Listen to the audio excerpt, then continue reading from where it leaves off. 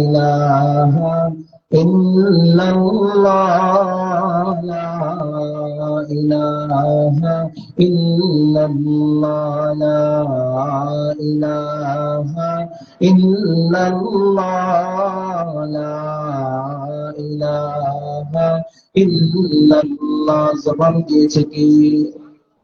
আল্লাহর দেওয়া জবান দিয়ে একটু দরদ নিয়ে পড়ি লা ইলাহা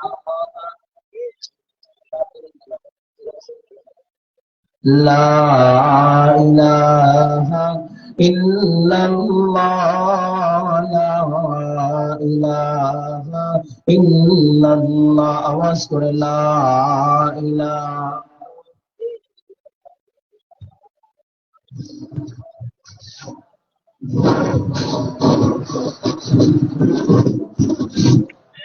লা ইলাহা ইল্লাল্লাহ লা ইলাহা ইল্লাল্লাহ।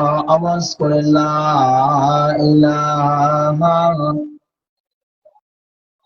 আরো জোরে লা ইলাহা ইল্লাল্লাহ লা ইলাহা ইল্লাল্লাহ। কার জিকির? আওয়াজ করে মুমিনের আওয়াজ বলো কার জিকির? আরো জোরে দরদ মাখা কণ্ঠে একটু জোরে বলো আল্লাহু আকবার। হয় নাই জোরে বলো আল্লাহু আকবার। যুবক, পয়গম্বর মূসা আলাইহিস সালাতু ওয়াস সালাম তুর পাহাড়ে আল্লাহ তাআলার সাথে কথা বলেন। ডাক দেয়া বলেন, আল্লাহ আমাকে একটা আমল দেন, যে আমলটা আমি মূসা করব আর কেউ করবে না। আল্লাহ ডাক দেয়া কয়, মূসা তুমি বলো লা ইলাহা ইল্লাল্লাহ লা ইলাহা ইল্লাল্লাহ লা ইলাহা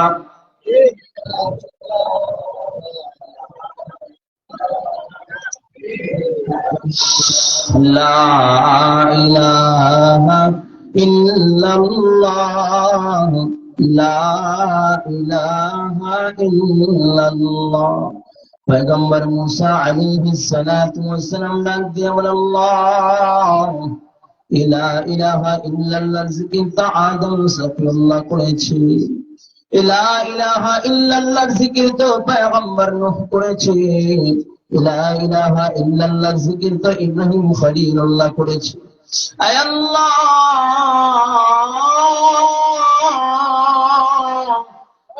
আমাকে একটা আমল দিবে, যে আমলটা আমি মূসা একা একা গোপনে গোপনে করব, যে আমলটা কেউ করে না।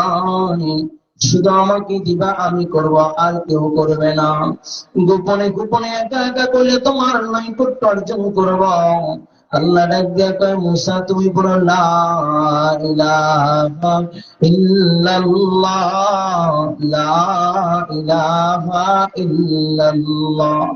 মূসা ডাক দিয়া বলেন, আল্লাহ ওগো মালিক, একটা আমল দিবা, আমাকে দিবা, যে আমলটা কেউ করে নাই, যে আমলটা কেউ করবে না।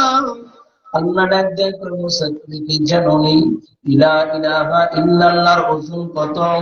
লা ইলাহা ইল্লাল্লাহ যদি এক পাল্লা রাখা হয়, আসমান জমিন পাহাড় পর্বত চন্দ্র সূর্য যা কিছু আছে সব যদি অপর পাল্লা রাখা হয়, জান্নাত জাহান্নাম তাও যদি অপর পাল্লা রাখা হয়, এমনকি আমি আল্লাহ তাআলাকে বেঁধে রেখে যদি আমার আরশে আজিমকেও রাখা হয়, এরপর লা ইলাহা ইল্লাল্লাহ ওজনদার হয়ে যাবে। একটু জোরে বলা যাবে কি আল্লাহু আকবার?